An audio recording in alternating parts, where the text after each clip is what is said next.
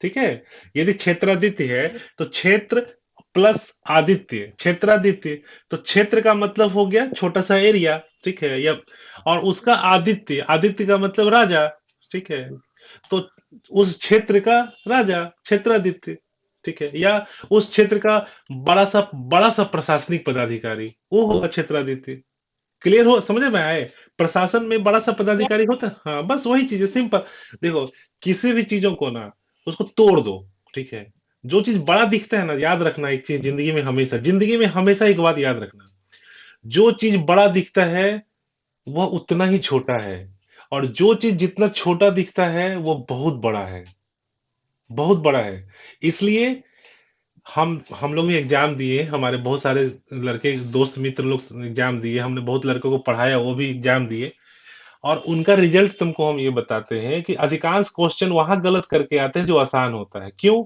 कि आसान क्वेश्चन में दिमाग नहीं लगाते, अरे ये तो जान ही रहे, आसान है, मार दिया। और जो कठिन क्वेश्चन है वहां बहुत संभल के प्रयास करता है, ठीक है। नतीजा क्या होता है कि कठिन से कठिन सवाल को बना के लेके चले आता है और आसान क्वेश्चन को गलत करके चले आता है। तो हमेशा याद रखना कि एग्जाम में ना, मेरा किसी भी एग्जाम में यदि नहीं होता है तो उसका रीजन ये होता है कि हम आसान क्वेश्चन को गलत करके आ गए। टफ क्वेश्चन तो सबके लिए टफ है, सब कठिन क्वेश्चन सबके लिए टफ है, ऐसा नहीं है कि उसके लिए टफ है, उसमें उसमें कुछ किसी का ज्यादा सही होता है, किसी का, तो कठिन क्वेश्चन से टॉपर बनता है, ठीक है। फेल पास करना है कोई भी कंपटीशन, चाहे दरोगा का हो, बीपीएससी का हो, आईएएस का हो, कठिन क्वेश्चन से उसका कोई मतलब नहीं होता। कठिन क्वेश्चन आपका रैंक बनाता है। जो आसान क्वेश्चन होते हैं, यदि आपने उसको, आसान क्वेश्चन को जो सही करना था आपको, ठीक है, जो जिससे उम्मीद किया जाता था कि आप संभल के बनाते हैं, उन क्वेश्चन को आप गलत करते हैं, तो आप फेल कर जाते हैं। किसी भी एग्जाम में तुम देख लो, 65% से लेके 70% जनरल में जो नंबर ले आते हैं वो सफल कर जाते हैं। दैट मीन्स यदि 100 में 30 नंबर का क्वेश्चन यदि हम छोड़ भी देते हैं तो हम सफल हो जाते हैं, ठीक है। तो 30 नंबर का क्वेश्चन हम बना दिए तो सफल हो गए, ठीक है। तो उसी तरह से मेरे कहने का मतलब है कि 60 से 65% जो नंबर आओगे ना, चाहे दरोगा हो, एसएससी हो, बीपीएससी का पीटी, सब तुम्हारा निकल जाएगा। तुम मेंस कंप्लीट कर जाओगे, फाइनल हो जाओगे जी। बिहार का जुडिशरी का जज बना है इस बार लड़का लोग, जो जो लोअर कोर्ट में, सहरसा के कोर्ट में जो जज बनता है, 50% मार्क्स पे बना है। एग्जाम में टोटल 50%, 51 से 52% नंबर लाए और जज बने। आप सोच लीजिए, कहने का मतलब 100 में 50 क्वेश्चन बना पाए, 50 नहीं बना पाए, कहने का मतलब तो यही हुआ ना, बने। तो सबसे पहले आप जिंदगी में आशावादी बनिए, अपने प्रति विश्वास रखिए, अपने कामों के प्रति विश्वास रखिए और ईमानदारी से प्रयास कीजिए। किसी को धोखा नहीं दे रहे हैं, आप अपने आप को धोखा दे रहे हैं, ये सबसे पहले जानिए। और फिर पढ़िए, हमेशा जान जाइए कि जो आपका सिलेबस है ना, वो मिनिमम पढ़ना है उतना। उसका मतलब ये नहीं कि मैक्सिमम पढ़ना है उतना, वो मिनिमम है, कम से कम आपको कुछ भी पढ़ना है तो जो सिलेबस है उसको पढ़ना ही पढ़ना है, इसके अलावा पढ़ना है, ठीक है। तो हमेशा इसको याद रखिए कि हम इस चैप्टर को पढ़ लिए तो हम बहुत तेज हो गए, नहीं, आप उस चैप्टर को पढ़ के तेज नहीं बने, आप उसको उस चैप्टर के अलावा भी पढ़ना है, तब आप तेज बनेंगे। वो मिनिमम है, पास करने के लिए, 10वां पास करने के लिए मिनिमम है। इसलिए मेरे बच्चों, हमेशा कोशिश कीजिए कि हम पढ़ें, और जो मिनिमम है वो कैसे, लिखिए पढ़िए सोचिए, ऐसे चलेगा। क्लियर सब ठीक है ना? ठीक है। अब देखिए, जैसे हमने इटली का एकीकरण आपको बताया, तो इटली का एकीकरण आपको पढ़ना था, एक बार नहीं, दो बार नहीं, 3 बार पढ़ना था। उसमें मैजनी का, गेरीवाल्डी का, काबूर का काम को लिखना था कि क्या क्या क्या, क्या काम किए, ठीक है। कैसे फर्स्ट चरण में क्या होता है, तो फर्स्ट चरण में पिडमॉन्ट सर्डेनिया मजबूत होता है। सेकंड चरण में क्या होता है, तो सेकंड चरण में क्या होता है कि पिडमॉन्ट सर्डेनिया मजबूत होता है, तो कैसे अपने संसाधन को बढ़ाता है, अपने हथियार को बढ़ाता है, ठीक है, अपनी जनता को शिक्षित करता है, रोड बनाता है, तो इस रूप में पिडमॉन्ट सर्डेनिया होता है। फिर सेकंड रूप में क्या होता है, हमने कहा था कि जो है वेनेशिया और ये दो दो राज्य थे ऊपर वाला, लोम्बार्डी और वेनेशिया जो ऑस्ट्रिया के कब्जे में था, ठीक है। तो जर्मनी से दोस्ती करके, जर्मनी और ऑस्ट्रिया में लड़ाई हुआ, ठीक है, तो उसमें ये जर्मनी का साथ दे करके वहां से जो है कि लोम्बार्डी और वेनेशिया को जीतने का कोशिश किया, हालांकि एक जीता एक नहीं जीत पाया, बाद में जीता, ठीक है। फ्रांस से जब युद्ध होता है, जर्मनी का और फ्रांस का, क्योंकि जाहिर सी बात है, जब भी इटली का एकीकरण हो रहा है, सॉरी, जब भी इटली का एकीकरण हो, उसी वक्त फ्रांस का भी एकीकरण हो रहा है। सॉरी, फ्रांस का नहीं, जर्मनी का, उसी वक्त जर्मनी का भी एकीकरण हो रहा है। इटली का एकीकरण जो हो रहा है, तो यहाँ पे जो है कौन कर रहा है? मेजनी कर रहा है, गेरिवाल्डी कर रहा है, और काबूर कर रहा है, ठीक है। वहां कौन कर रहा है? बिस्मार्क कर रहा है, बिस्मार्क, ठीक है। यहाँ पिडमॉन्ट सर्डिनिया कर रहा है, जर्मनी में प्रसा कर रहा है, प्रसा एक राज्य है वहां का, तो जर्मनी में प्रसा कर रहा है, ठीक है। और यहाँ कौन कर रहा है? तो यहाँ कर रहा है ये पिडमॉन्ट सर्डिनिया। तो आप ये क्लियर समझिए कि जो राष्ट्रवाद का तत्व है दोनों जगह आ रहा है, ठीक है। और जब दोनों जगह आ रहा है तो जाहिर सी बात है उसी तरह का रिएक्शन हो रहा है। तो जर्मनी का भी एक एकीकरण हो रहा है, और इटली का भी एकीकरण हो रहा है। और उसी में जब जर्मनी और ऑस्ट्रिया में युद्ध होता है तो इटली जर्मनी के साथ शामिल हो जाता है। ऑस्ट्रिया और फ्रांस में युद्ध होता है, ठीक है, तो इटली फ्रांस के साथ सम्मिलित हो जाता है। और ऐसे करके अपनी स्थिति को मजबूत करता है। हम लोगों ने कल पढ़ा था ना कि क्रीमिया के युद्ध से, ठीक है, क्रीमिया के युद्ध से इटली का एकीकरण होता है। क्रीमिया क्रीमिया के युद्ध से पहले इटली का कोई नाम ही नहीं था, कुछ भी नहीं था। तो जो इटली के जो प्रतिनिधि थे, जैसे पिडमॉन्ट सर्डिनिया वगैरह के जो लोग थे, वो पहली बार जो क्रीमिया का युद्ध हुआ था, तो क्रीमिया का युद्ध किसके किसके बीच हुआ था? तो एक तरफ इंग्लैंड था और फ्रांस था, दूसरे तरफ रूस था और ऑस्ट्रिया था, ठीक है। इनके साथ युद्ध होता है, जिस युद्ध में इंग्लैंड फ्रांस वगैरह की जीत होती है, और जब जीत होती है, और इटली वगैरह भी था, जो जीत होती है, तो जाहिर सी बात है जो जीतेगा तो उसकी बात मानी जाती है। तो इटली इटली राज्य की बात मानी गई। और इटली राज्य को बनने में कौन रोकता था? तो ऑस्ट्रिया रोकता था। क्योंकि ऑस्ट्रिया, याद होगा, प्रतिक्रियावादी था। याद होगा मेटरनिक का शासन था ऑस्ट्रिया में। याद होगा आपको, ठीक है, कि ऑस्ट्रिया बड़ा राज्य था पूरा। ऑस्ट्रिया एक ऐसा राज्य था जो पूरे कैथोलिक ईसाइयों का प्रतिनिधित्व करता था। तो ऑस्ट्रिया से संघर्ष हो रहा था, ठीक है। तो जाहिर सी बात है ऐसे हो रहा है, ठीक है। तो हम यदि इटली के एकीकरण को समझ रहे हैं तो हम प्रसा के, सॉरी, जर्मनी के एकीकरण को भी समझते चले जा रहे हैं, ठीक है। दोनों में सेम सिचुएशन यही होता है, ठीक है। जब प्रसा में आइएगा तो प्रसा का एकीकरण क्या हो रहा है कि एक जोलवरीन का एरिया बनाता है। कौन बनाता है? एक मिनट। जोलवरीन जोलवरीन का एरिया बनाता है। जोलवरीन का एरिया, ठीक है, जो मध्यम वर्ग आया था, जिसको आप मध्यम वर्ग कह सकते हैं, ये जैसे डॉक्टर, वकील, बिजनेसमैन, ये सब जो, और ये लोग सारे लोग निम्न वर्ग से निकल के आए थे। तो मध्यम वर्ग जो निम्न वर्ग से निकल के आया था, जिसके पास पैसा तो था लेकिन पावर नहीं था। पावर का मतलब ताकत, जो राजा और सामंत के पास था, वो पावर नहीं था, लेकिन पैसा था इसके पास। तो ये जो मध्यम वर्ग निकल के आया, तो इस मध्यम वर्ग को क्या चाहिए था? इस मध्यम वर्ग को पैसा तो था ही, पावर भी चाहिए था, ठीक है। और इसीलिए दूसरा चीज क्या था कि बिजनेस जो करता था, वो बिजनेस में इसको सहूलियत मिले। सहूलियत कैसे मिलेगा?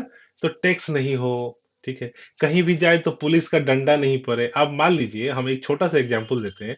समीक्षा एक बड़ा सा बिजनेस करती, बड़ा बिजनेस करती है, ठीक है। पूरा दमगरी नादों में उसका जो है ना कि बहुत सारा फैक्ट्री लगा हुआ है, ठीक है।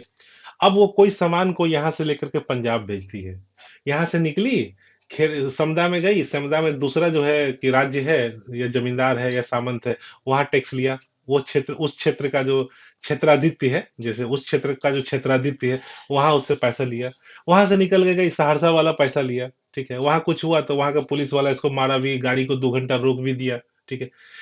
फिर ऐसे करते करते खगड़िया वाला ऐसे किया, फिर ऐसे करते करते पंजाब तक पहुंचा। सोचो कि उस ट्रक से जो सामान उसको पंजाब भेजना था, कितना लेट से पहुंचेगा, कितना उसको टैक्स देना पड़ेगा, कितना देर उसकी गाड़ी को रोकना पड़ेगा, उस आदमी को, जो ड्राइवर है, खलासी, जो सामान लेके जा रहा है, उसको कितना दिक्कत होगी, ठीक है। जो एक दिन का आदमी, एक दिन का रास्ता 4 दिन में सफर करेगा, इन सारे चीजों को दूर कर दिया वो टैक्स सिस्टम, जो हमारे यहाँ जीएसटी आया। उसी तरह से जब फ्रांस की क्रांति हो रही है, तो जर्मनी के सारे एरिया को मिला करके ना जोलवरीन नाम का एक एरिया बनाया जाता है। जोलवरीन का मतलब होता है कि उस सारे एरिया में एक ही तरह का टैक्स लगेगा।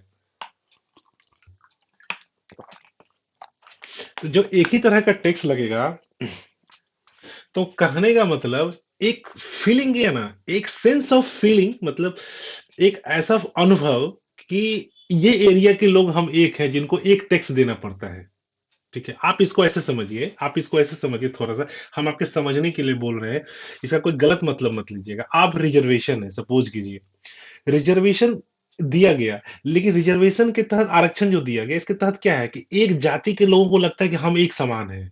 ठीक है, भले वो कहीं रहता हो, वो सुपौल में रहता हो, सहरसा में रहता हो, या इंग्लैंड में, सॉरी, या तमिलनाडु में रहता हो, या केरल में रहता, उसको फीलिंग है कि नहीं। ठीक है, ये जो अधिकार है, ये अधिकार हम सबों का है। उसी तरह से जोलवरीन जो टैक्स दिया गया, तो उस एरिया में रहने वाले लोगों को दिमाग में एक सेंस गया ना कि हम लोग एक हैं। इस एरिया के लोगों का जो है ना एक तरह के हैं, इनका टैक्स एक तरह से देना जाता है।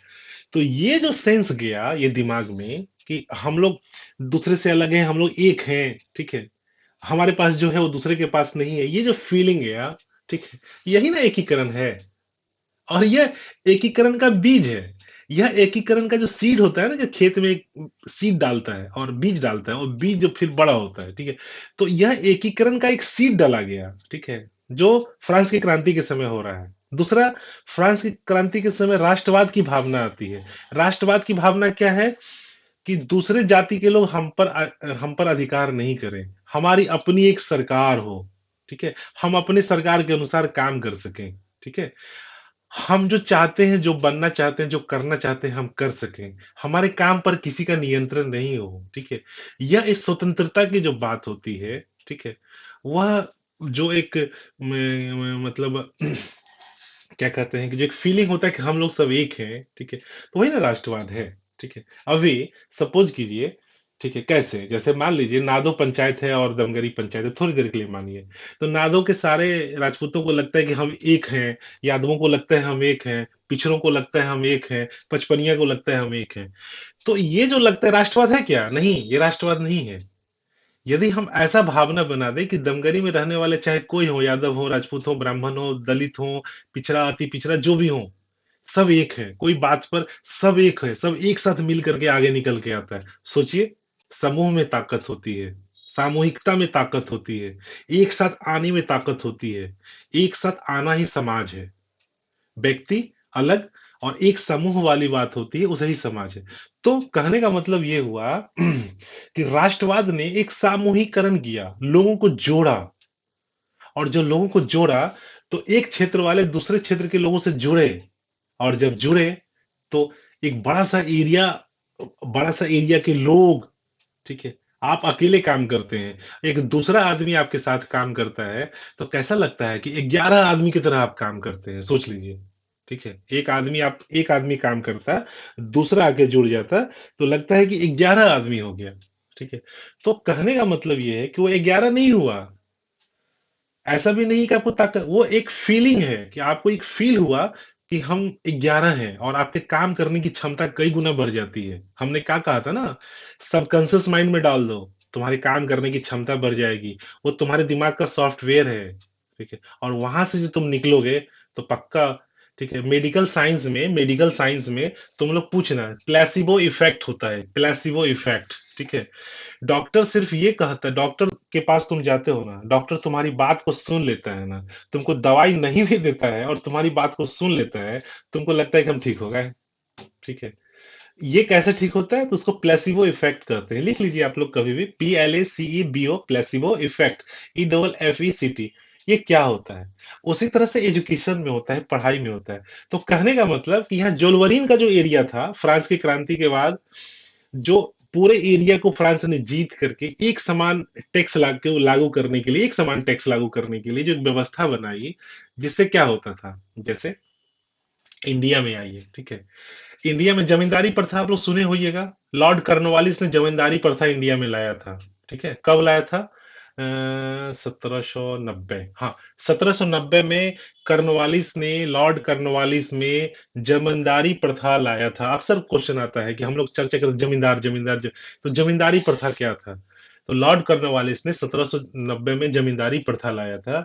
उसके तहत क्या था, अब देखिए, छोटा सा चीज देखो, छोटा सा चीज देखो कि अंग्रेज है, ठीक है, वो दिल्ली में बैठा हुआ है, वह आके समीक्षा से भी टैक्स वसूल करेगा, वह आके मौसम से भी टैक्स लेगा, वह आकर के सोनी से भी टैक्स ले जाएगा, वह नयन से भी आके टैक्स ले जाएगा। ठीक है, वो मनसिका से भी टैक्स, तो सबसे आके टैक्स लेगा। इससे तो बेहतर है कि पूरा दमगरी नादो मिला करके, ठीक है, राखी को हेड बना दिए गए, और राखी से आएगा टैक्स लेके चला जाएगा।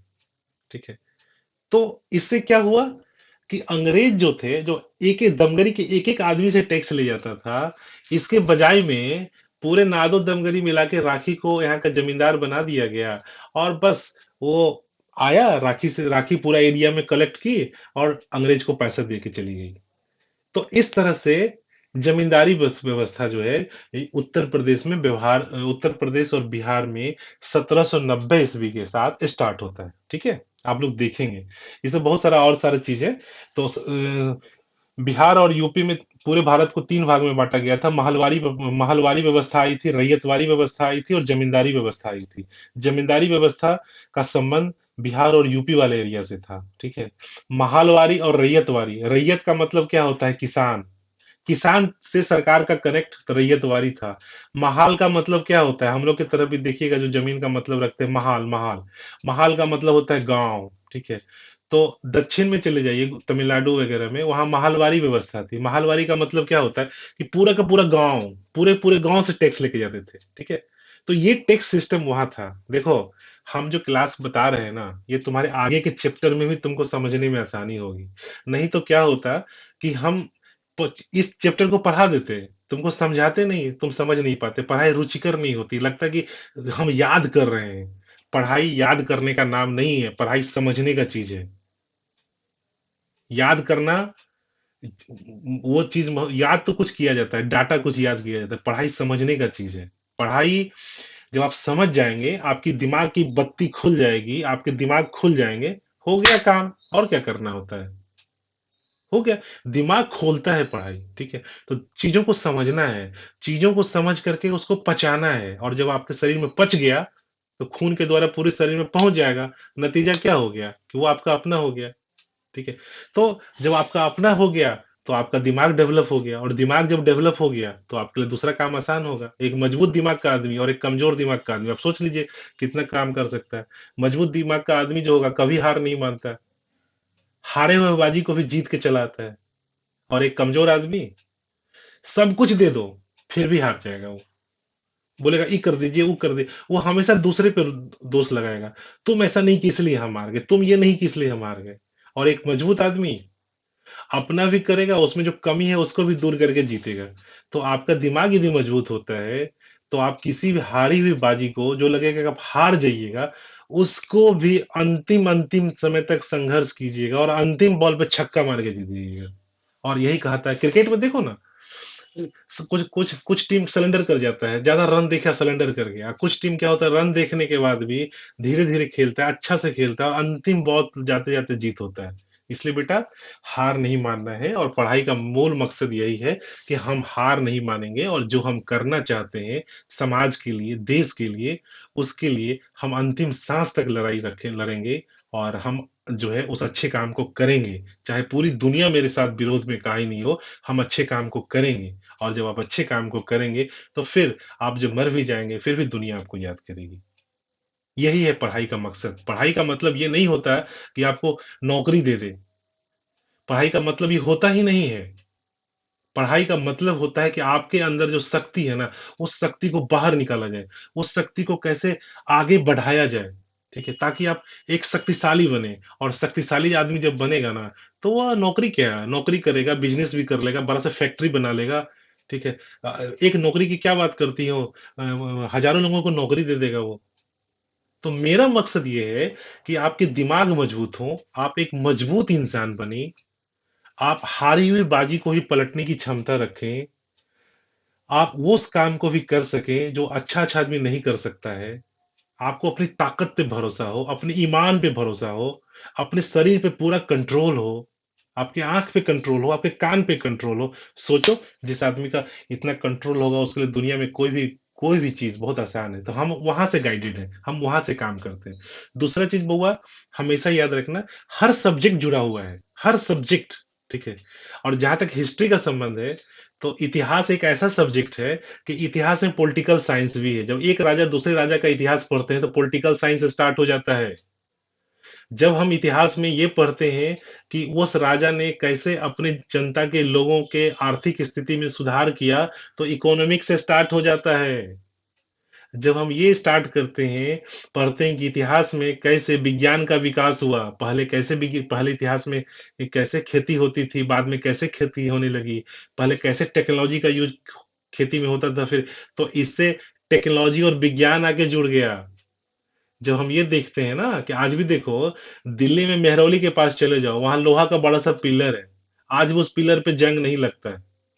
और आज आपके घर में लोहा का पिलर हो, जंग लग जाता है। तो हम ये कह सकते हैं ना कि जब मेहरौली के लोहा का पिलर खुला में रखा हुआ है दिल्ली में, और वहां जंग नहीं लगता, ठीक है, इसका मतलब है कि उस समय लोहा बनाने का या लोहा को निकालने का, निष्कर्षण करने का कितना अच्छा टेक्नोलॉजी था कि आज भी उसमें जंग नहीं लगता। उसमें उस समय रसायन शास्त्र कितना डेवलप होगा, कहेंगे कि नहीं कहेंगे, बता दीजिए। प्राचीन काल में तलवार कैसे यस बन सर। प्राचीन काल में तलवार कैसे बनता था, तो तलवार कैसे बनता था, तो सोचो कि लोहा को निकालता था मिट्टी से, उस मिट्टी को आग से गलाता होगा, फिर क्या मिलाता होगा कि वह जो है कि लोहा जो है मजबूत स्टील बनता होगा, फिर तलवार बनता था। तो ये इसका जो स्टडी करते हैं, केमिस्ट्री आ गया कि नहीं आ गया, ठीक है। तो जब तुम यस सर। जब तुम शेर शाहजहां के बारे में पढ़ते हो, जब तुम अकबर के बारे में, लाल किला किसने बनाया, ठीक है, चित्रकारी प्रथा कैसे हुआ, संगीत का कैसे विकास हुआ, तो संगीत का जैसे ही विकास के बारे में इतिहास से पढ़ते हो, ठीक है, तो संगीत का भी अध्ययन करने लग जाते हो। मकान को कैसे बनाया, लाल किला कैसे बना, वो महल कैसे बनाया, कहाँ से पत्थर लाया, ठीक है। जैसे हम लोग कहते हैं ना, सारनाथ का अशोक स्तंभ है ना बनारस में, जिसमें अशोक चक्र है, वो अशोक चक्र हमारे तिरंगा में आया है। कहाँ से पत्थर पहुंच गया, कैसे वो खड़ा हो गया, सोचो। इतना बड़ा पत्थर इतना बढ़िया से तराश के कैसे खड़ा हो गया। आज मसीह पत्थर काटने का औजार है, उस समय वो भी नहीं था, कैसे खड़ा कर दिया। इसका अध्ययन करते हैं इतिहास में, ठीक है। तो वास्तुशास्त्र भी आ गया कि नहीं, इंजीनियरिंग का भी ब्रांच आ गया कि नहीं आ गया। कहने का मतलब आपका इतिहास जो है ना, मदर ऑफ ऑल लैंग्वेज है। उसमें हिंदी भी है, अंग्रेजी, सब कुछ है, ठीक है, भाषा का विकास भी है। तो इतिहास का मतलब है कि मदर ऑफ ऑल लैंग्वेज, ठीक है, जब आप इतिहास पढ़ते हैं, पहली चीज। दूसरी चीज बहुआ कि कभी भी जैसे हम लेते हैं, मान लीजिए हम जैसे लेते हैं मौसम को, मौसम या सोनी को लेते हैं। तो सोनी को जब हम लेते हैं तो हम उसका स्टडी करते हैं, तो हम देखते हैं ना कि सोनी किस तरह का कपड़ा पहनती है, कैसे बाल का उसका स्टाइल है, कैसा खान पान करता है। तो उससे पूरे दमगरी का जो खान पान का तरीका है, या पूरे सहरसा के समाज का खान पान का, वो पता चल जाता है हमको। हमने आपको पढ़ाया था कि इतिहास में हॉरिजेंटल उत्खनन होता है और क्षैतिज उत्खनन होता है, बताए थे ना आपको हम लोगों ने, ठीक है। हॉरिजेंटल उत्खनन से क्या पता चलता है, लॉन्गिट्यूडनल उत्खनन से क्या पता चलता है। सिंधु घाटी सभ्यता, हड़प्पा सभ्यता के बारे में हमने बताया था आप लोगों को। खैर, वो टॉपिक हम लोग आगे चलते हैं। अभी हम लोग चर्चा कर रहे थे जोलवरीन का। तो फरसा प्रशा प्रशा प्रशा प्रशा के नेतृत्व में यहाँ जर्मनी का एकीकरण स्टार्ट होता है। और कमोबेश उसी तरह की स्थितियां हैं, ठीक है, उसी तरह की स्थितियां हैं जैसे स्थितियां आपको इटली के एकीकरण के समय है। प्रसा को अपनी प्रसा मतलब जिसको आप जर्मनी कहते हैं आज वर्तमान में, ठीक है, पहले वह प्रसा ही था। और प्रसा जर्मनी का एक बड़ा सा राज्य था। जैसे भारत का बड़ा सा राज्य कौन है, उत्तर प्रदेश या महाराष्ट्र, ठीक है। कुछ भी करेंगे तो जो बड़ा भाई है वो ज्यादा पहले लीड करेगा, ठीक है। तो उसी तरह से जर्मनी का जो बड़ा भाई था या बड़ा राज्य था, वो प्रशा था, प्रशा। तो प्रशा ने इस तरह को इसको स्टार्ट किया, किसको, जर्मनी के एकीकरण को। और जर्मनी के जब एकीकरण को प्रशा स्टार्ट करेगा, तो उस वक्त जर्मनी के एकीकरण के लिए जर्मनी का जो क्षेत्र था, जो जमीन था, उसको कब्जा कौन किया था, तो वह कब्जा में था, ऑस्ट्रिया के कब्जा में था। वह कब्जा किस में था, फ्रांस के कब्जा में था। और जर्मनी इस चीजों को, और कुछ स्वतंत्र थे, कुछ राज्य ऐसे थे जो स्वतंत्र थे, जर्मन बोला जाता था, ठीक है। और इस रूप में वहां का जो राजा, प्रशा का जो राजा है, ठीक है, उसने वहां पे बिस्मार्क को अपना प्रधानमंत्री बनाया। किसको प्रधानमंत्री बनाया, किसको बनाया प्रधानमंत्री, बिस्मार्क को, ठीक है। एक मिनट हम निकालते हैं अब आपका चैप्टर, ठीक है। चैप्टर हम आपका निकाल रहे हैं, ठीक है। एकीकरण में आप देखिए क्या कह रहा है। कि 1870 के प्राक नॉर्डिक ट्यूटन प्रजातियों का देश जर्मनी अनेक छोटे छोटे राज्यों और राजवारों में विभक्त था। यह सही मायने में एक राष्ट्र नहीं था, बिल्कुल नहीं होगा, बल्कि जर्मन राज्यों का, जर्मन भाषा बोलने वाले राज्यों का एक समूह था। ठीक है, समीक्षा। ठीक है, जर्मन भाषा बोलने वाले एक राज्यों का समूह था, कि ये भी राज्य जर्मन बोलता है, वो भी राज्य जर्मन बोलता है, तो भाषा के रूप में ये थे। इसमें 300 ऐसे राज्य थे, देख लो यहाँ पे सीधा लिखो, दिख रहा है जो हम, ये स्क्रीन दिख रहा है बुआ तुम लोग को? स्क्रीन दिख रहा है आप लोग को? Yes yes sir. सर। हाँ। Yes sir. हाँ, तो इसमें देखिए कि इसमें 300 राज्य और प्रशासनिक इकाइयां थी। ठीक है, और मोटे तौर पर जर्मनी 3 भागों में विभक्त था। उत्तरी जर्मनी, मध्य और दक्षिणी जर्मनी। ठीक है, 3 भाग में डिवाइड हुआ ना, लेकिन ये 3 भाग में मोटा मोटी डिवाइड था। मोटा मोटी का मतलब होता है ना कि जैसे मोटा मोटी आकलन कर लिए कि ऐसा ऐसा है, मोटा मोटी जैसे कोई हिसाब होता है कि तुम कितना खर्चा की मौसम, तो मोटा मोटी मम्मी हम 500 रुपया खर्चा किए। लेकिन एग्जैक्ट तो होता नहीं, हो सकता है 500 रुपए से कुछ ज्यादा भी हो, 500 रुपए से कम भी हो। ठीक है, समवन वांट्स टू ज्वाइन, कौन आना चाहता है भाई? हाँ, तो तो हम लोगों ने कहा कि ये जो जर्मन था 300 राज्यों का संघ था, और इस एरिया में जर्मन भाषा बोला जाता था, जैसे हमारे यहाँ हिंदी भाषा है। ठीक है, तो जर्मन भाषा बोला जाता था, और यह मोटा मोटी 3 भागों में विभाजित था। उत्तरी भाग में देखो, यहाँ पे उत्तरी भाग में कौन सा राज्य है? उत्तरी भाग में प्रसा ससेक्नी, और मध्य में राइनलैंड, और दक्षिण में बवेरिया जैसे राज्य प्रमुख थे। क्लियर हो रहा है ना? आप जैसे आप लोग फुटनोट्स बनाइएगा, सीधे फुटनोट्स में ऐसे तीर मारिएगा और लिखिएगा कि जर्मन एक राष्ट्र नहीं, बल्कि 1870 के पूर्व जर्मन एक राष्ट्र नहीं था। लिखो तो, लिखो सब फुटनोट्स, हम थोड़ा सा बना देते हैं, एक एक दो पैराग्राफ बना देते हैं। 1857 के पूर्व जर्मन, लिख रही हो? लिखो, कलम कॉपी निकालो, लिखो बुआ। Hello, hello. हमने क्या बताया था कि राष्ट्र बनने के लिए सबसे जरूरी शर्त है भाषा। राष्ट्र बनने के लिए क्या है? एक राजनीतिक व्यवस्था, एक भौगोलिक क्षेत्र। ठीक है, तो जर्मन जर्मन को क्या किया गया कि पहले डाइट बना करके, एक डाइट कौन बना दिया? तो डाइट बनाया जर्मन को पवित्र रोमन साम्राज्य ने। पवित्र रोमन साम्राज्य जो है, जो बहुत बहुत पहले हुआ था, प्राचीन काल में। ठीक है, और उसके बाद जो है कि फिर बुरा दिन आ गया था, और फिर पुनर्जागरण आता है, तो फिर जगता है। पुनर्जागरण का मतलब बताए थे ना, पुनः जगना। तो पुनः जगना क्या? वो रोमन साम्राज्य वाली बातें हैं, उसको लेकर के जगना, वो रोमन साम्राज्य के अच्छे दिन याद करके। ठीक है, तो कहने का मतलब यहाँ ये हुआ बउआ, ठीक है, कि पवित्र रोमन साम्राज्य ने एक राइन संघ बना दिया था, जो उसने प्रशासकीय, सामाजिक, आर्थिक सुधार भी किए। सुधार का मतलब होता है सुधार, समझ लो, जैसे कि गांव में भी प्रशासनिक सुधार हम लोग करते हैं, तो नहीं होता, घूस नहीं लेंगे, घूस नहीं लेने देंगे। सूचना के अधिकार के तहत, सूचना के अधिकार के तहत होता है ना कि हम सरकारी विभाग में भी सुधार करवा सकते हैं, सुप्रीम कोर्ट या सीबीआई से जांच करवा सकते हैं, या फिर आर्थिक अपराध शाखा है पटना में, उससे छापा पड़वा सकते हैं, और इसके द्वारा हम समाज में सुधार करवा सकते हैं, है ना? तो ये सारी चीजें वहां से स्टार्ट होती है। नेपोलियन के आक्रमणों से हुई आर्थिक क्षति और प्रतिष्ठा जो ठेस जर्मनी को लगी थी। और नेपोलियन कौन है यहाँ? वही फ्रांस की क्रांति का नेपोलियन। तो नेपोलियन के आक्रमण से हुई जो आर्थिक क्षति है, और उसकी जो प्रतिष्ठा को जो ठेस पहुंची, ठीक है, तो उस जर्मन जर्मन को लगी। जाहिर सी बात है कि राष्ट्रवाद का विकास कैसे होता है? जब आपके जीवन में भी कोई आदमी आपको बहुत अपमानित कर देता है, आपको नीचा दिखा देता है, तब आपको एहसास होता है कि अरे यार, मैं क्या हूं, मैं दिखा देता हूं। ठीक है, तो आप दो चीज करते हैं, या तो डंडा उठाते हैं, और जो हमको अपमानित किया जाके उसका कपार कपान फोड़ खान के आ जाते हैं।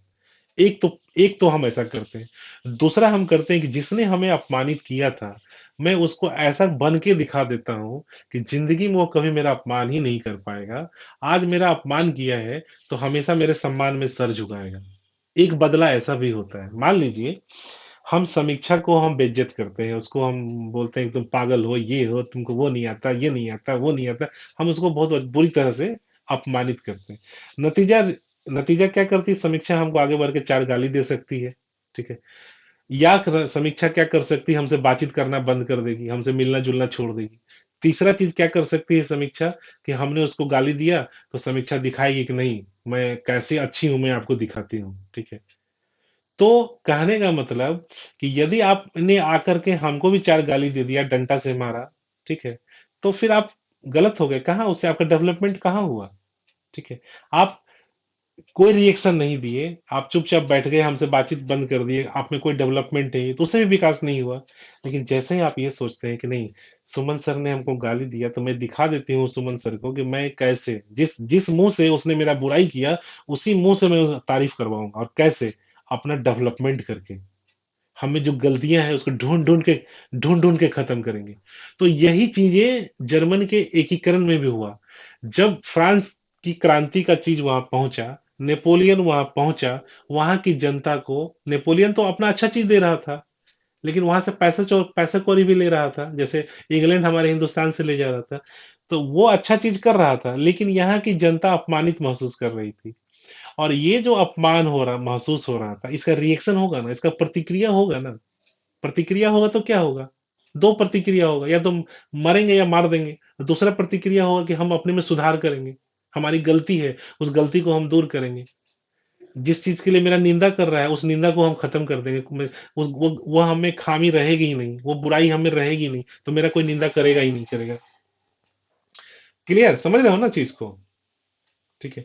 और इस रूप में ये सारी चीजें वहां से डेवलप होती है। अब देखिए क्या कह रहा है, इससे जर्मन राज्यों में एकता की भावना बढ़ी, साथ ही नेपोलियन के आक्रमणों से हुई आर्थिक क्षति। तो नेपोलियन के आक्रमण से आर्थिक क्षति क्या होगी, तो नेपोलियन के अति से क्षति क्या होगी, तो वही होगी ना, जो यहाँ का पैसा वहां लेके चले गए, ठीक है।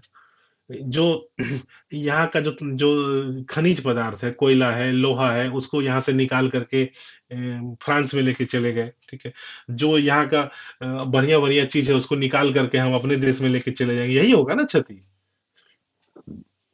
तो इसकी प्रतिष्ठा को ठेस जो जर्मन को लगी, उसमें फ्रांस का विरोधी का भावना, राष्ट्रवाद का बेसिक चीज हुआ, कि सारे जर्मन भाषी जो तीन तीन 300 जर्मन भाषी राज्य जो थे, ठीक है, जो एक राइन संघ बनाए थे, ठीक है, कौन बनाया था राइन संघ, पवित्र रोमन साम्राज्य ने।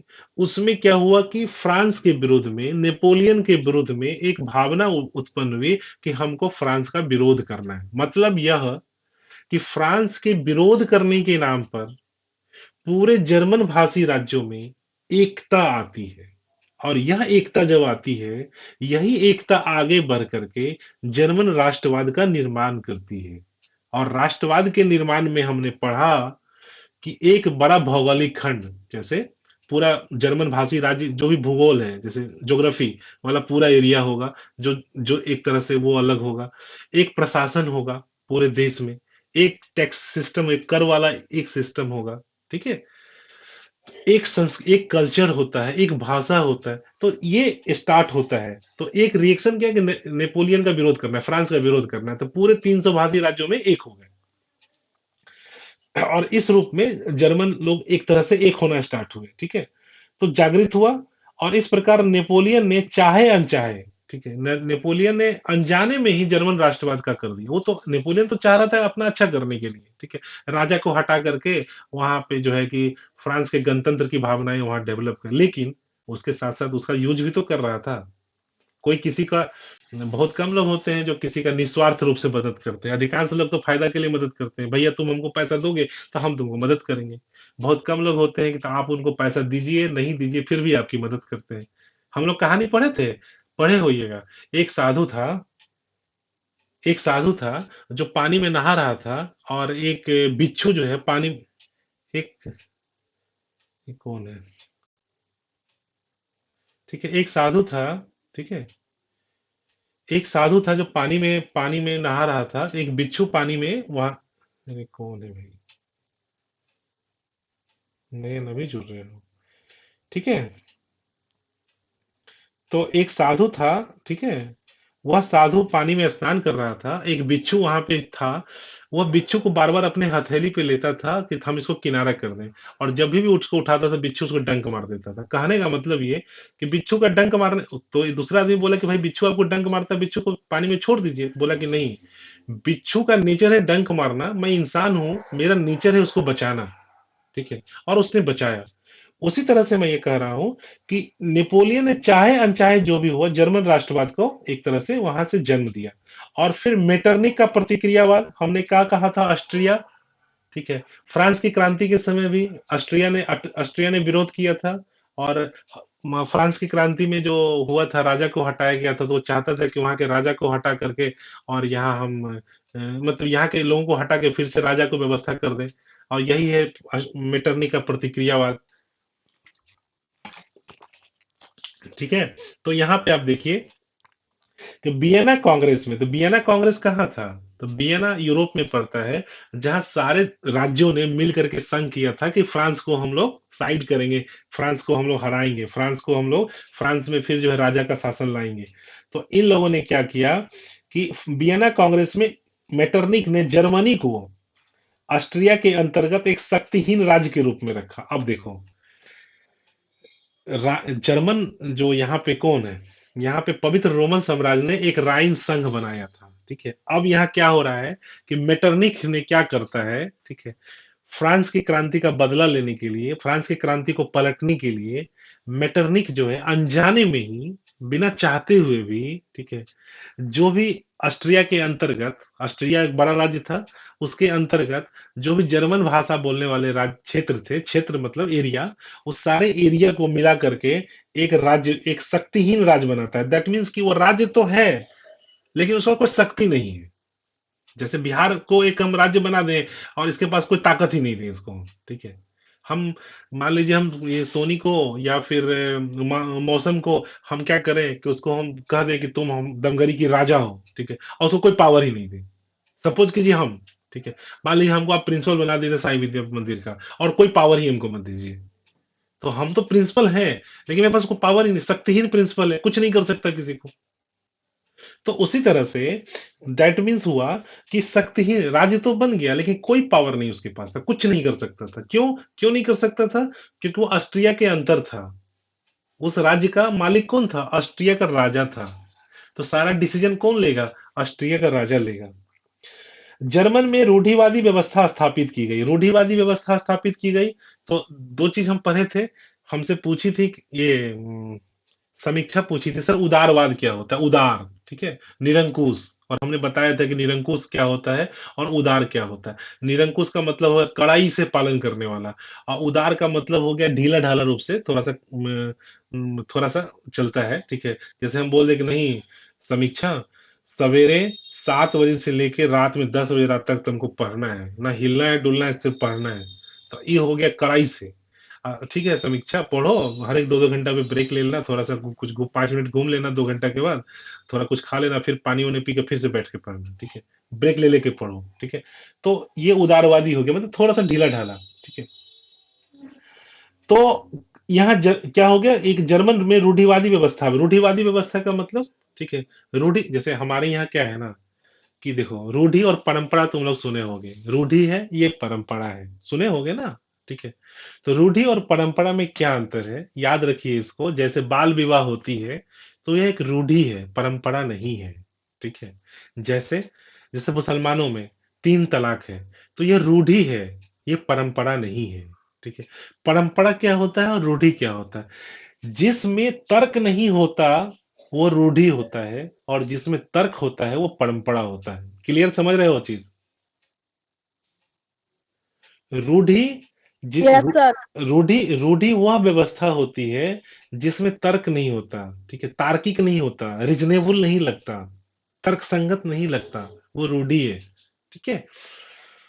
जिस व्यवस्था में मतलब कहने का मतलब जो रूढ़ि है, रूढ़ि वाला, रूढ़ि भी परंपरा हो सकता है, लेकिन रूढ़ि वही परंपरा होगा जिस परंपरा में तर्क काम करता है, सोचने विचारने की क्षमता होती है कि हम ये काम, ठीक है। अब परंपरा का मतलब क्या होता है कि जो 100 वर्ष 200 वर्षों से चला आ रहा है। हम लोग लॉ में पढ़ते हैं, क्योंकि हमको पता, आप लोग को पता होगा कि मैं एज ए प्रोफेशन मैं पटना हाईकोर्ट का एडवोकेट हूँ, वकील हूँ। हम लोगों में पढ़ाया जाता है कि कानून क्या होता है, लॉ क्या होता है। तो लॉ एक तो संसद बनाता है, ठीक है, जो कानून हमने बताए थे संसद में, लोकसभा, राज्यसभा और राष्ट्रपति मिलकर के कानून बनाते हैं। दूसरा हमने बताया था कि सुप्रीम कोर्ट के कानून जो है पूरे भारत में एक तरह से जो लागू होते हैं। और तीसरा बहुआ याद रखिएगा, परंपरा कानून होता है। जैसे 3 तलाक वाला मैटर था, ये परंपरा के कानून था, वर्षों से चला आ रहा था। उस कानून को रद्द किया गया, किसने? संसद ने रद्द किया। यदि वो 3 तलाक को संसद रद्द नहीं की करता तो वह कानून चलता रहता। उस पे कोर्ट में भी जैसे सपोज कीजिए, हम लोग देखते हैं ना, ठीक है, शादी होती है, 7 फेरा लेता है, 7 फेरा लिया, दैट मीन्स हम लोग मान लेते हैं कि उसकी शादी हो गई। हम लोग कोर्ट मैरिज करें या नहीं करें, कुछ नहीं, शादी हो गई। निकाह, मुसलमानों में निकाह होता है, एक दूसरे को बोलता है कबूल है तो कबूल है। और कैसे? एक मौलवी होता है, काजी होता है, और 2 गवाह होता है। तो एक लड़का बोला कबूल है, लड़की भी बोली कबूल है, हो गया शादी। ठीक है, तो ये परंपरा है। ठीक है, और चूंकि इसमें तर्क भी है, कानून भी है, तो कानून कहां से आता है? तो परंपरा से आता है, सुप्रीम कोर्ट के जजमेंट से आता है, और संसद से आता है। तो कानून के ये 3 सोर्स हैं। ठीक है, हम लोग लॉ में पढ़ते हैं, मैंने आपको ये बताया। तो कहने का मतलब कि रूढ़ि और परंपरा में अंतर ये है कि रूढ़ि वो होता है जिसमें तर्क नहीं होता, तर्क संगत नहीं होता, आज के दिनों के अनुसार वो चलने लायक नहीं होता, वो रूढ़ि है। लेकिन आज के चलने के अनुसार वह थोड़ा बहुत चलने लायक है, उसके पीछे एक तर्क है, उसके पीछे एक क्या कहते हैं उसको, थॉट प्रोसेस है, चिंतन की प्रक्रिया है। तो वो जो थॉट प्रोसेस है उसके कारण जो है कहा जा सकता है वो परंपरा है। उम्मीद है आप लोग समझ गए होंगे कि रूढ़ि और परंपरा क्या है। परंपरा को कानून का भी दर्जा प्राप्त है बहुत सारे अर्थ में। हिंदू में आप देखिएगा कि बहुत सारा चीज जो है ना कि कानून, जैसे सपोज कीजिए पिताजी का बंटवारा होता है, पिता मर जाता है या दादाजी मर जाते हैं, जमीन का बंटवारा होता है। आप नहीं जाते हैं कोर्ट में और पंच को लेकर के डिसाइड कर देते हैं। ठीक है, और वही पेपर जो होता है ना, कानून का दर्जा रखता है कि नहीं रखता, कोर्ट उस पर डिसाइड करता है कि नहीं करता है, किसका जमीन है किसका नहीं जमीन है। परंपरा है ना, चला आ रहा है ना। कोर्ट में जाके तो रजिस्ट्री नहीं कराते हम, जाके म्यूटेशन तो नहीं कराते, ठीक है, दाखिल खारिज तो हम नहीं करते, फिर भी मेरे पास कैसे आ जाते हैं? तो परंपरा का मतलब हो गया जिसमें तर्क है, जिसमें रैशनैलिटी है, जिसमें तार्किकता है, तर्क संगत आधार है, थॉट प्रोसेस है, वो परंपरा हो गया। चलिए आगे। जर्मन में रूढ़िवादी व्यवस्था स्थापित की गई। 1819 में कॉल्सवाद के आदेशों द्वारा प्रेस और प्रकाशन पर कठोर नियंत्रण लगाया गया। कॉल्सवाद क्या? प्रेस और प्रकाशन। हम लोग के संविधान में अनुच्छेद 19 में हमारा मौलिक अधिकार है, ठीक है, विचार विनिमय का अधिकार, अभिव्यक्ति की स्वतंत्रता। याद रखिएगा, क्वेश्चन पूछता है कि अभिव्यक्ति की स्वतंत्रता भारतीय संविधान के किस अनुच्छेद में दी गई है? तो हमेशा याद रखिएगा कि संविधान के अनुच्छेद 19 में, ठीक है, अभिव्यक्ति की स्वतंत्रता। अभिव्यक्ति मीन्स क्या? अपने आप को व्यक्त करना। ठीक है, तो अभिव्यक्ति की स्वतंत्रता। अब यहाँ पे प्रश्न ये है समीक्षा या राखी, राखी कहाँ है? राखी तो आवाज नहीं सुने हैं, मिष्टी भी होगी साथ में। तो राखी देखो कि अभिव्यक्ति की स्वतंत्रता, अपने आप को व्यक्त करना, अपने आप को एक्सप्रेस करना। यदि हम अपने आप को एक्सप्रेस नहीं करेंगे तो दूसरे के विचार को कैसे जानेंगे?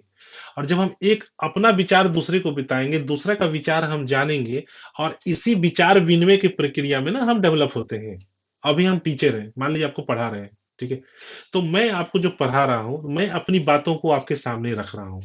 ये बातें आपके दिमाग में जा रही, आपको इसमें लगता है कि नहीं सर गलत पढ़ा रहे या सर सही पढ़ा रहे, तो आप उधर से हमको बोलते हैं। ठीक है, और ये जो विचार विनिमय होता है आपस में, ठीक है, इसी को ना हम कहते हैं, इससे डेवलपमेंट होता है, इससे व्यक्ति का विकास होता है और फिर समाज का विकास होता है। यदि ये अभिव्यक्ति की स्वतंत्रता को रोक दिया जाएगा तो क्या व्यक्ति का विकास होगा? नहीं होगा, नहीं होगा।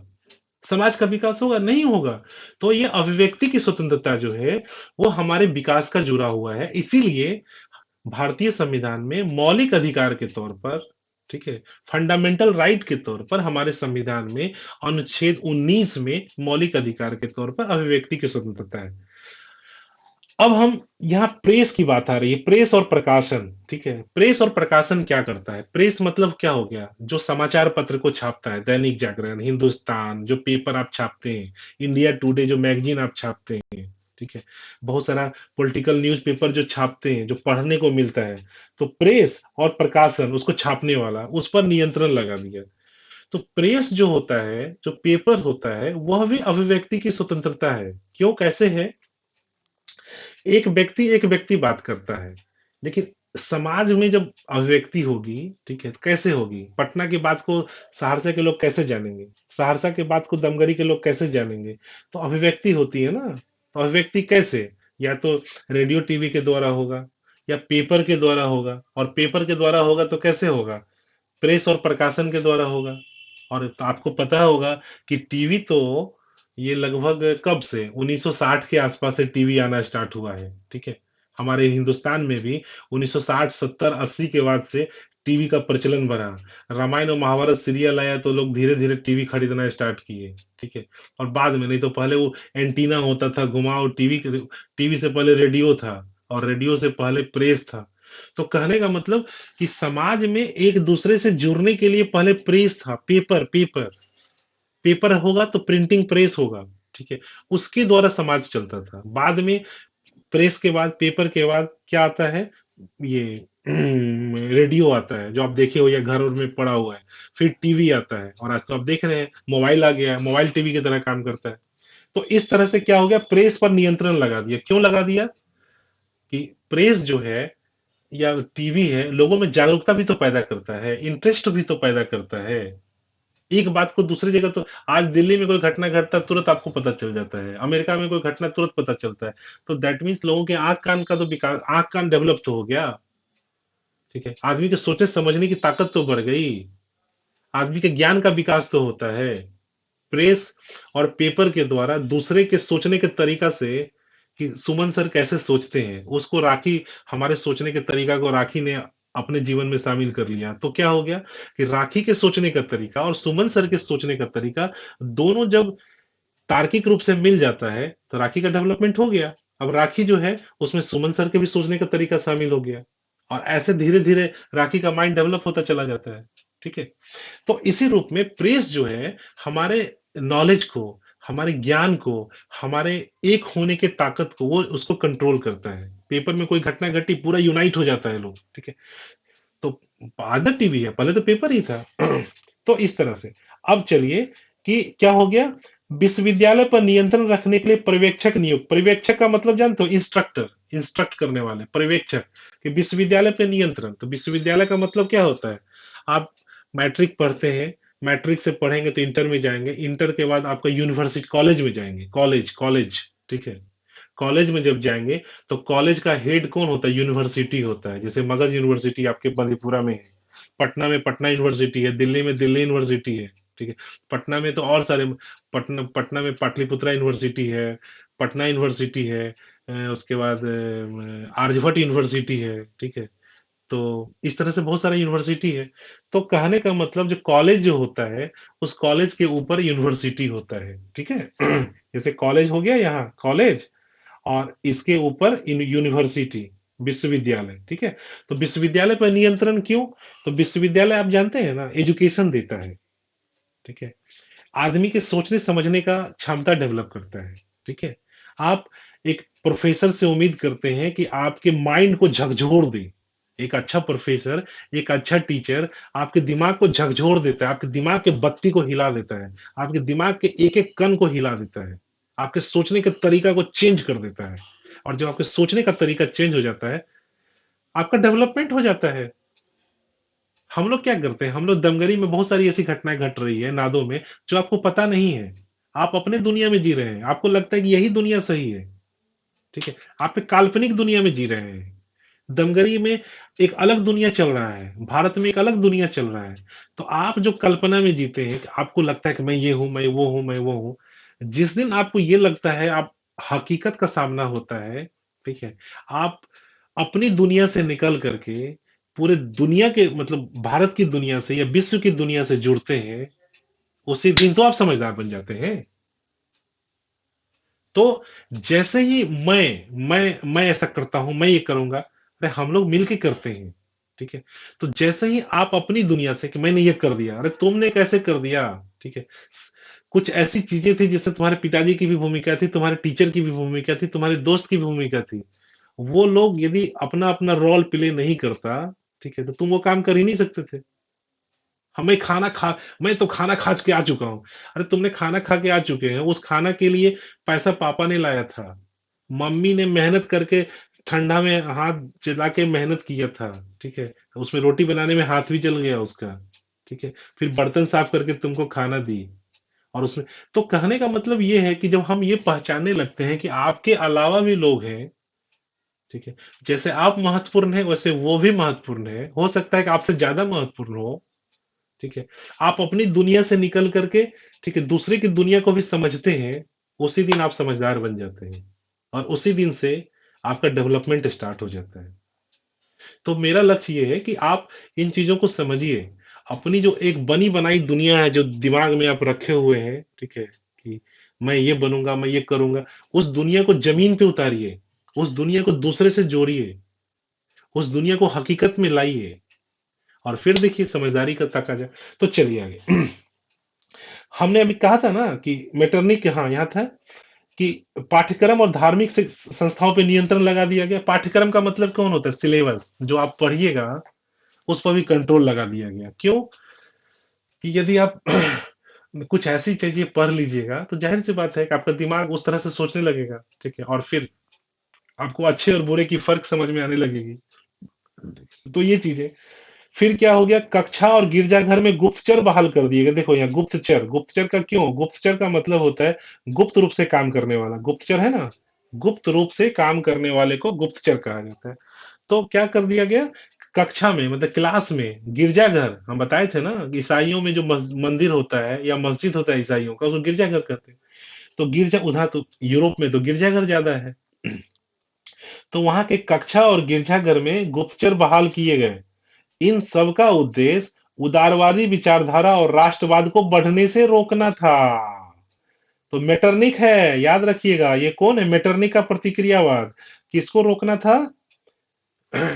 फ्रांस की क्रांति से, ठीक है, जो चीजें उत्पन्न हुई थी, और फिर फ्रांस की क्रांति का जो प्रतिक्रिया हुआ था कि हम राष्ट्रवाद, हम होंगे, हम राजा को हटाएंगे, हम सब एक होंगे, ठीक है, तो उस राष्ट्रवाद को रोकने के लिए सारा काम किया। प्रेस पर कंट्रोल, आप क्या पढ़ेंगे उस पे कंट्रोल, स्कूल कॉलेज में जासूस, ताकि आप क्या बोलते हैं क्या, यदि आप स्कूल में कुछ ज्यादा आक्रामक होके बोलते हैं, ज्यादा नेता वाला बात बोलते हैं, उसी वक्त आपको गिरफ्तार कर लेगा, इस तरह की चीजें होने लगी।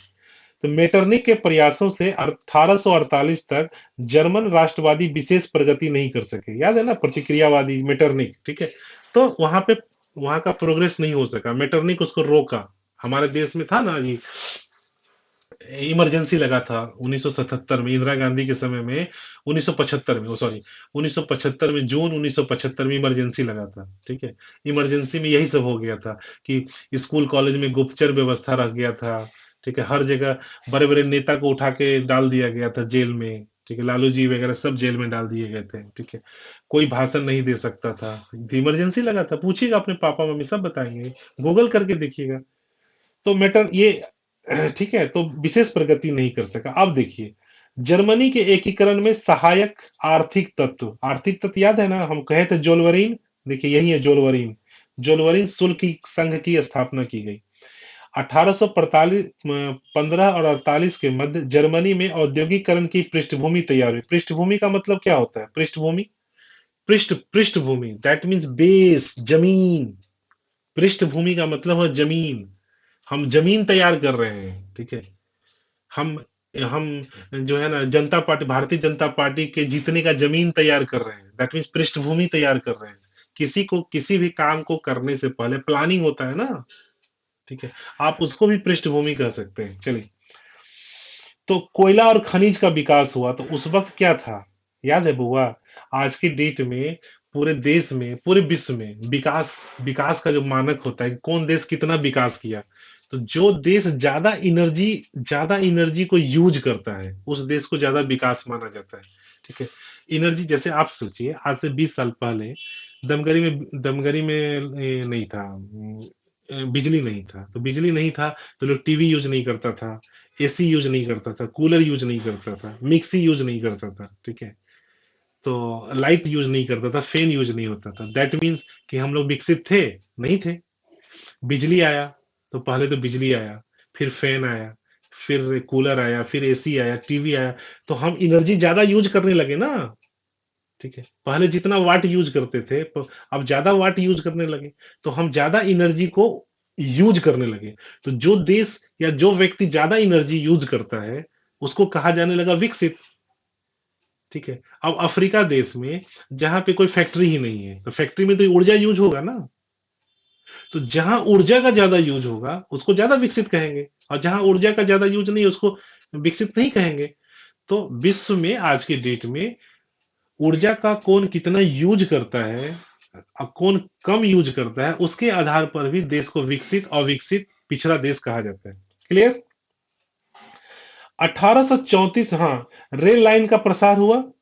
रेल लाइन, भारत में भी जब रेल लाइन जोड़ा गया, रेल लाइन कब आया था भारत में? डफरिन के समय, नहीं सॉरी, डलहौजी के समय भारत में रेल लाइन का विकास, याद याद कीजिए, लिख लीजिए सब।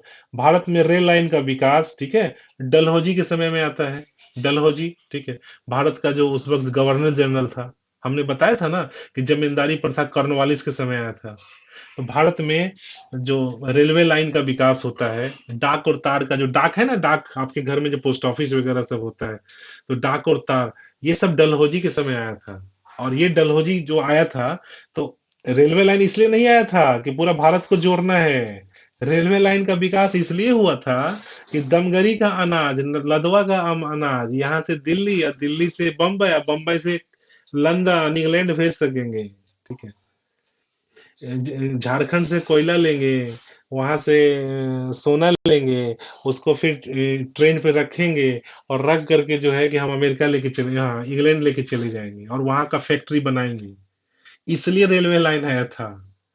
पोस्ट ऑफिस इसलिए नहीं आया था कि आपका चिट्ठी आपके ननिहाल पहुंच जाए। ठीक है, आप यहाँ से नाना को चिट्ठी लिखिए पहुंच जाए। पोस्ट ऑफिस इसलिए आया था कि यदि दमगरी में कोई विद्रोह करेगा, ठीक है, कोई खून खराबा करेगा, अंग्रेज के विरोध में नारा लगाएगा, ठीक है, तो वहां से आदेश आ जाएगा, ठीक है, पोस्ट ऑफिस के द्वारा, तार के द्वारा, और फिर उसको पकड़ लिया जाएगा। यह पूरे देश को ये करना था। अभी मोदी सरकार देखो, रोड बना रही है, रेलवे लाइन डेवलप कर रही है। चीन चीन चीन को लेकर के पूरे चीन वाले बॉर्डर पे रेलवे लाइन का विकास, रेलवे लाइन और रोड का विकास हो रहा है। ठीक है, इंडिया के अंदर भी रेलवे लाइन बिछ रहा है। इससे क्या होता है? इससे लोग एक होते हैं, एकीकरण की भावना होती है, लोग आपस में मिलते हैं। ठीक है, तो उसी तरह से उस एरिया में भी क्या हुआ देखो, कि जर्मनी से कोयला और क्या लोहा को ले जाने के लिए, वहां से ले जाएंगे, उसके लिए रेल लाइन का प्रसार हुआ। लेकिन जैसे ही रेल लाइन का प्रसार होगा तो लोग उससे जुड़ेंगे भी तो, आपस में जाएंगे आएंगे भी तो। ठीक है, इसके द्वारा विभिन्न स्थानों संपर्क 1834 में प्रसा की पहल पर जॉलवरिन शुल्क संघ की स्थापना हुई। हमने बताया था ना, एक शुल्क संघ, आर्थिक मंडल, ठीक है, पूरा एरिया में। ठीक है, कि वो वहां पे एक ही तरह का टैक्स सिस्टम रहेगा, तो वही जॉलवरिन संघ है। ठीक है, इससे अबाध गति से विकास हुआ, और ऑस्ट्रिया के अतिरिक्त अन्य जर्मन राज्य भी 1844 तक इस संघ के सदस्य बन गए। किसके? इसके जॉलवरिन संघ बन गए। इस प्रकार राजनीतिक एकीकरण का मतलब क्या हो गया, कि हमारे प्राइम मिनिस्टर या राजा राजा के नियंत्रण में एक नहीं हुआ, बल्कि आर्थिक रूप से एक हुआ। कि हम अनाज के लिए पूरे सहरसा के लोग एक हो गए, जैसे सपोज करो, ठीक है, कि हम यहाँ से गेहूं देंगे तो वो हमको अनाज देगा, तो एक हो रहे हैं ना हम लोग इस अनाज खान पान के लिए ही। ठीक है, तो इस रूप से एक हुए। तो हम आपको यहाँ तक हम पढ़ा चुके हैं। अभी हम आपको थोड़ा फुटनोट्स लिखाते हैं, आप इसको फुटनोट्स लिखिए। ठीक है, हम सारा नहीं लिखा सकते बुआ, हम आपको गाइड कर सकते हैं, हम आपको मार्गदर्शन दे सकते हैं, और उस मार्गदर्शन के अनुसार पे आपको चलना होगा। ठीक है, और जब आप उस मार्गदर्शन पर चलेंगे तो आपको नहीं समझ में आएगा तो हम आपको बताएंगे। ठीक है, आप हमसे पूछिएगा। ठीक है, आप हमसे पूछिए, मैं आपको नहीं बताऊं तो बताइए। ठीक है, तो मैं आपको एक फुटनोट्स का एक चीज ऊपर बताया था ना, क्या बताए थे? हाँ, फुटनोट्स का एक लिखाए थे जर्मनी के एकीकरण में। अब दूसरा लिखिए। ठीक है, दूसरा दूसरा एक एरो डालिए। ठीक है, जैसे, ठीक है बुआ, सब कलम, कॉपी कलम निकाल लो। ठीक है, और एक दूसरा एरो मारो, हम उसको लिखवा रहे हैं। ठीक है, ऐसे एरो मारिए और लिखिए। ठीक है, मेटरनिक, प्रतिक्रियावादी मेटरनिक, प्रतिक्रियावादी मेटरनिक। वियना कांग्रेस, ये एक तरह से नोट ऐसे बनता है, वियना कांग्रेस में मेटरनिक ने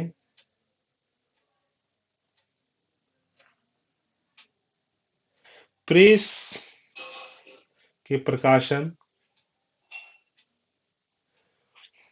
और विश्वविद्यालय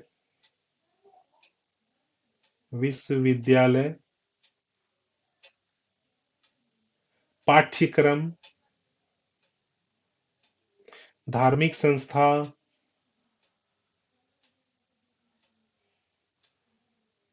गिरजाघर आदि पर नियंत्रण के उपाय किए और गुप्तचर देखभाल के लिए बहाल किए।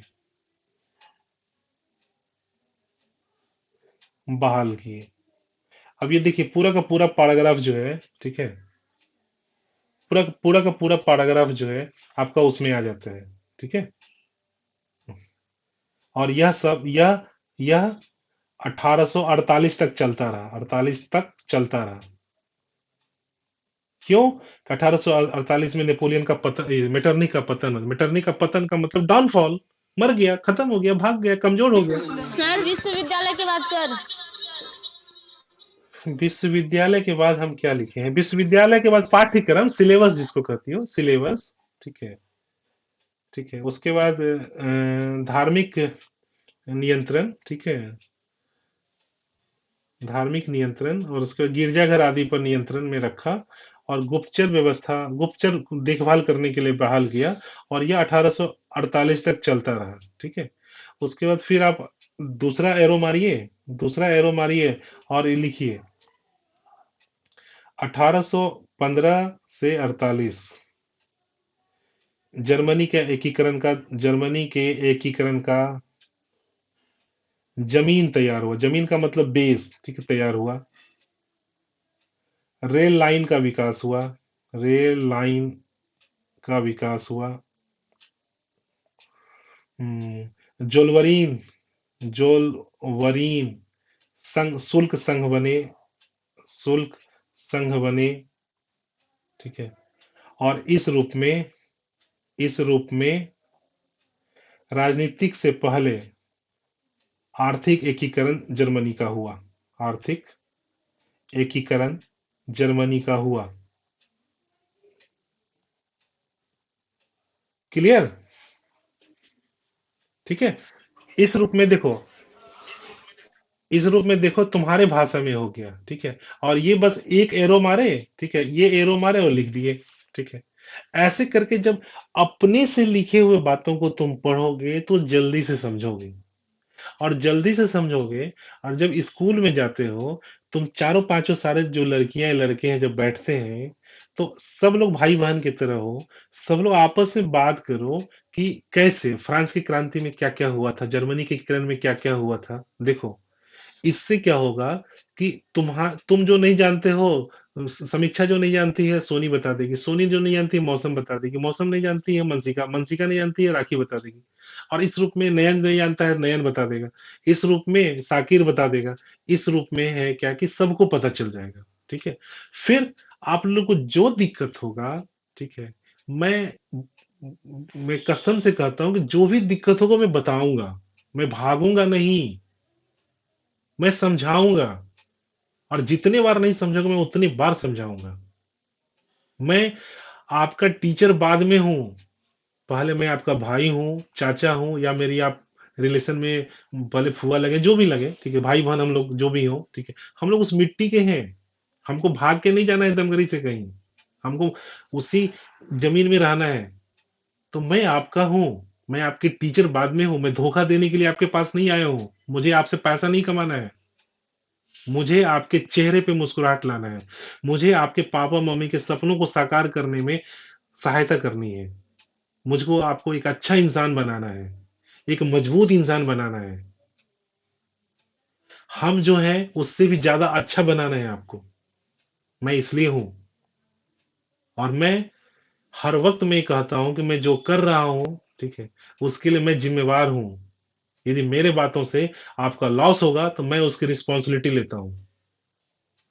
मुझे आना 4 जूता मारना, मैं जूता खाऊंगा, लेकिन मेरे बताए हुए रास्ते पे चलो। गुरु मार्गदर्शक होता है, रास्ता बताता है, काम करने का तरीका बताता है। गुरु आपका एक एक लाइन पढ़ता नहीं है, पढ़ना आपका काम है। उसको मेहनत कहते हैं, उसको सेल्फ स्टडी कहते हैं। क्लियर? हेलो, हेलो, क्लियर हुआ? यस तो सर। आज की यस आज, सर। तो आज की क्लास को हम